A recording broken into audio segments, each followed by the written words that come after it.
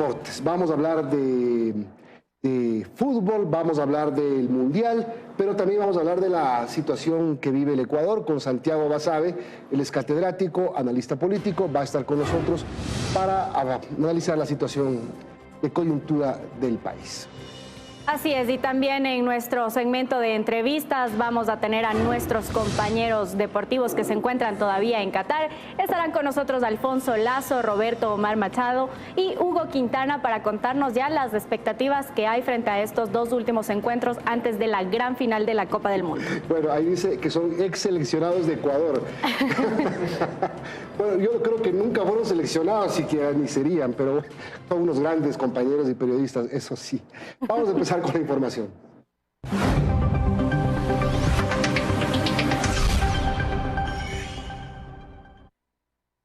La producción petrolera en el país, especialmente en los campos Sacha y Auca.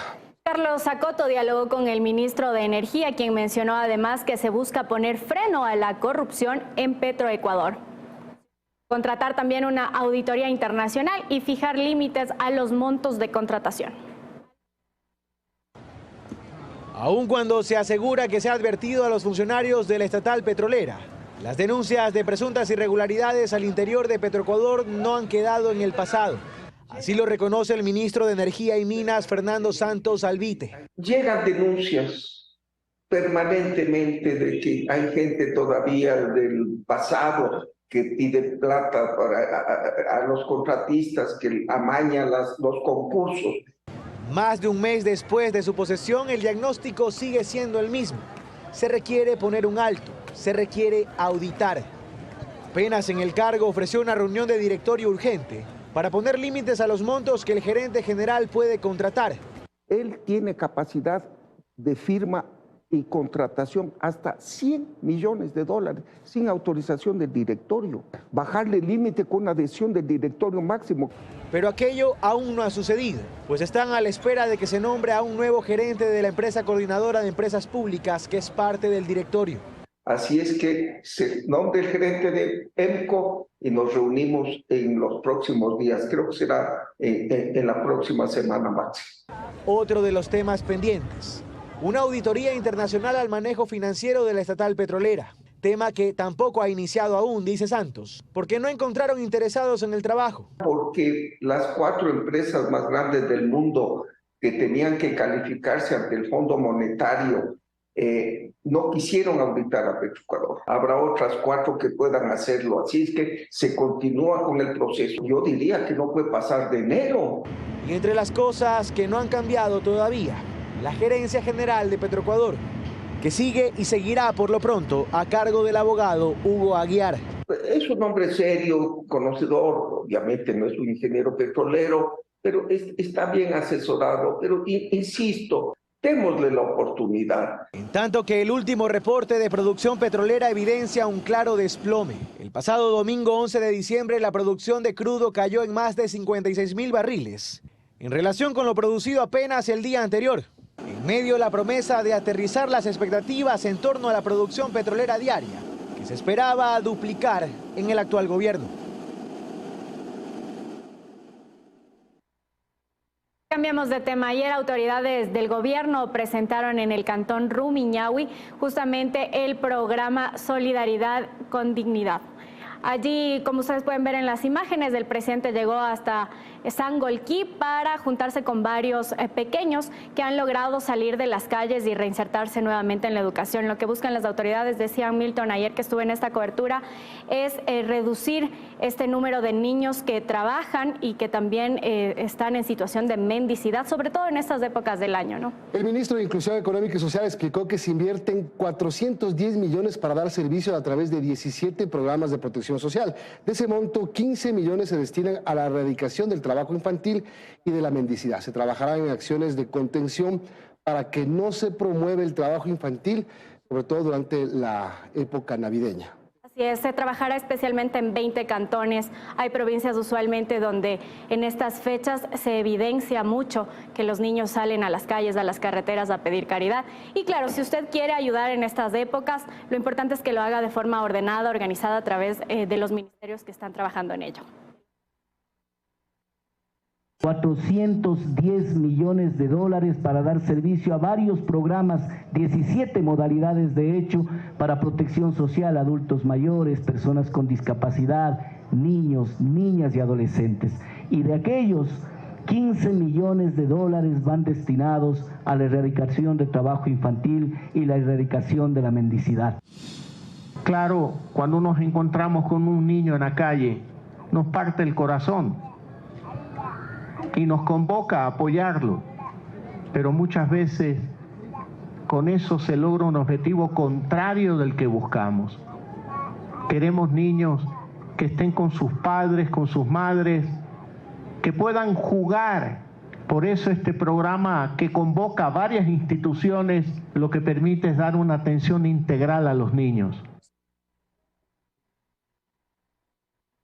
Son las 7 de la mañana con 8 minutos y la Comisión de Desarrollo Económico de la Asamblea Nacional trabaja ya en el informe para segundo debate del proyecto de ley de transformación digital y audiovisual.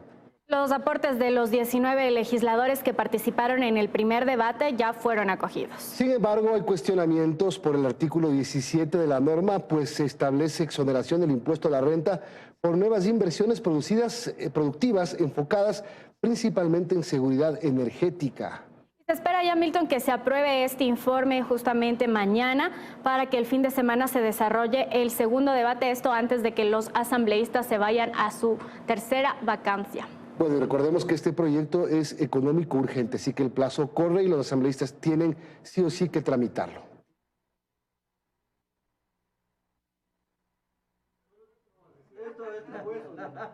El pedido de unificación de penas del ex vicepresidente Jorge Glass fue diferida. Estaba prevista para ayer, pero debido a que Glass cambió de abogado, a última hora la diligencia no se pudo cumplir.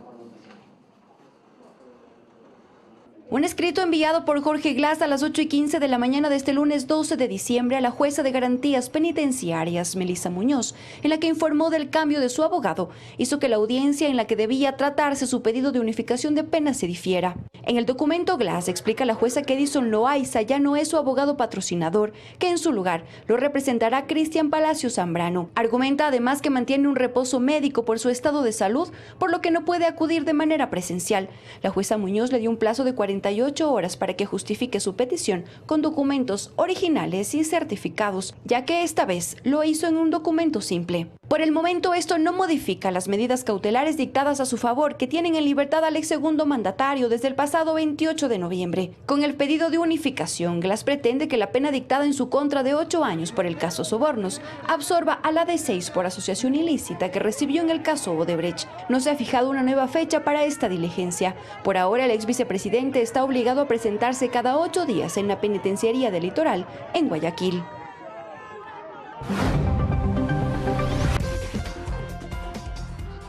Seguimos con más noticias nacionales. Los ex administradores de la Hacienda La Clementina, incautada a Álvaro Noboa, que no pagaron el crédito a la Corporación Financiera Nacional, recibieron una millonaria indemnización del Servicio de Rentas Internas. Dayana Monroy nos cuenta que un fallo judicial ordenó que se le pague cerca de 7 millones a Cobalt Management, empresa que no canceló las cuotas del crédito. Todo mal con la Hacienda La Clementina. Hoy no solo hay un crédito de 80 millones de dólares que nadie le paga a la CFN, una hacienda con problemas de producción y trabajadores supuestos dueños estafados, y hasta con sus aportaciones del IES en mora. Ahora la noticia es que quienes serían los responsables de todo esto, la cuestionada empresa que durante 4 años administró La Clementina, en vez de pagar algo de la deuda, recibió una millonaria indemnización. Tras un fallo judicial, el Servicio de Rentas Internas tuvo que pagarle a Cobalt Management $6.822.613. Y nuevamente, todo ocurre de una forma poco clara. En 2022, Coproclem, la cooperativa de los trabajadores supuestos propietarios de la hacienda, demandaron al Servicio de Rentas Internas, los primeros dueños de La Clementina, porque supuestamente no habían recibido cerca de 1.000 hectáreas del predio. El Tribunal Contencioso Administrativo de Guayaquil, conformado por José Luis Loor Vivas, Alexandra Yepes Bustamante y Luis Romero Abad, dispuso una medida de reparación que el Servicio de Rentas Internas, mediante nota de crédito, cancele $6.822.000. Lo que también llama la atención es que el importante monto no fue entregado a Coproclem, cooperativa conformada por los trabajadores propietarios de la hacienda, sino directamente a Cobal Management, la empresa que administró la Clementina, contra quienes los trabajadores incluso han protestado. Así consta en esta acta de liquidación. Desde inicios del 2022, la hacienda pasó a manos de la CFN por el no pago del crédito que por 2 ocasiones fue renovado. Pese a las facilidades, la Clementina, ya a cargo de Cobal Management de Miguel Macías, comenzó a registrar caída en sus ingresos y a dejar de pagarle a sus trabajadores. Irónicamente, el monto que le deben al IES tras no pagar las aportaciones de los 1.800 empleados es de $4.800.000. Hoy el SRI les devuelve más que eso.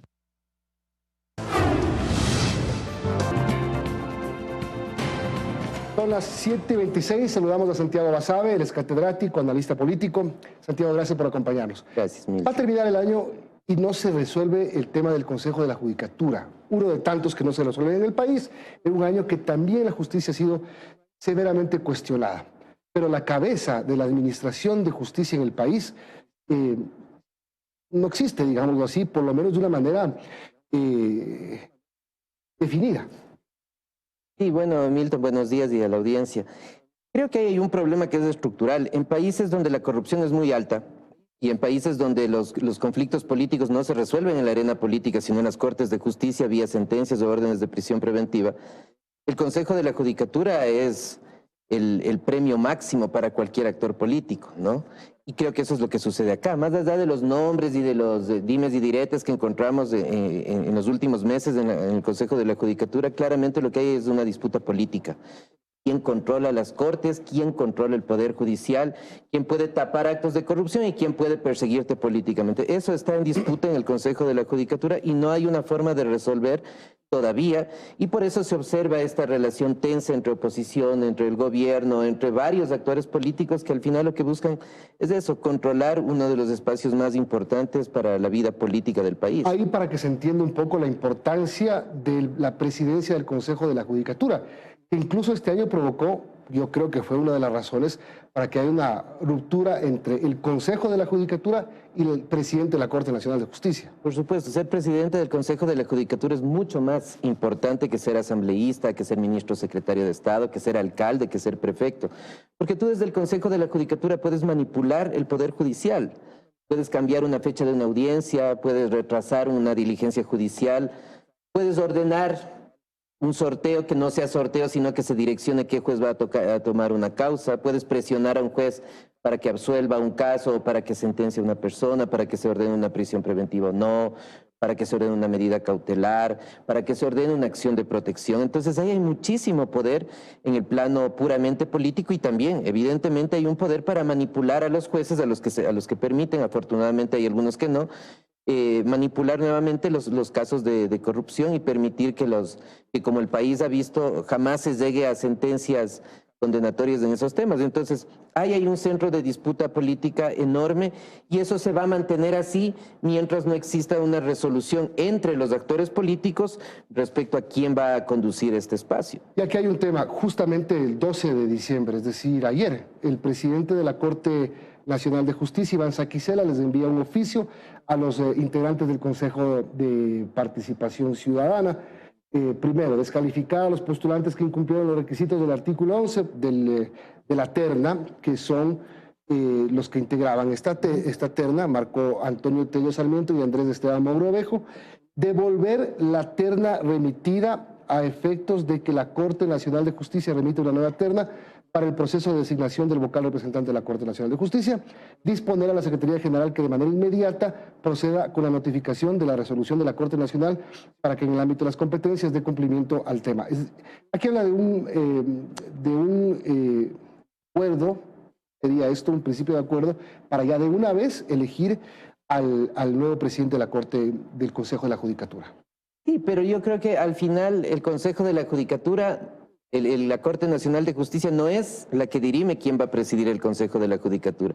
Tampoco es el Consejo de Participación Ciudadana. Ahí están las caras visibles, desde luego. Pero las que no se ven y son las que realmente manejan son las fuerzas políticas que están detrás de esto y que tienen mucho interés en capturar el poder judicial. Esas caras no se las ve, no es del señor Saquicela en la Corte Nacional, tampoco es del señor Guizó en el Consejo de Participación Ciudadana, sino actores políticos que, y ahí creo que es la raíz del problema, son actores políticos que han estado acostumbrados a manipular el poder judicial, sea para intereses personales vía corrupción, sea para persecución política. Ese es el centro del problema y creo que los problemas que tiene la justicia son estructurales y no se los va a resolver independientemente de los nombres que estén ahí. Cuando hablamos de estructurales, hablamos de la creación del Consejo de la Judicatura como organismo que funciona actualmente. Yo creo que con esas atribuciones, yo creo que las atribuciones de la judicatura no están mal, la capacidad de administrar el poder judicial no está mal. ¿Qué es lo que está mal? Que no hay una escuela de jueces, por ejemplo. En el país no existe una escuela de jueces. Cualquier abogado con mínimos requisitos puede llegar a ser juez. Eso no se lo ha tocado porque no interesa políticamente. La forma como se designan a los vocales del Consejo de la Judicatura tampoco se ha tocado porque tras de eso se necesita una estructura de partidos políticos que puedan balancear y que tengan responsabilidad frente a quien se designa. Eso tampoco tienes. Y el principio de designación del presidente del Consejo de la Judicatura sin duda termina siendo el personaje más importante dentro de este organismo, porque tiene atribuciones diferentes, porque tiene atribuciones especiales.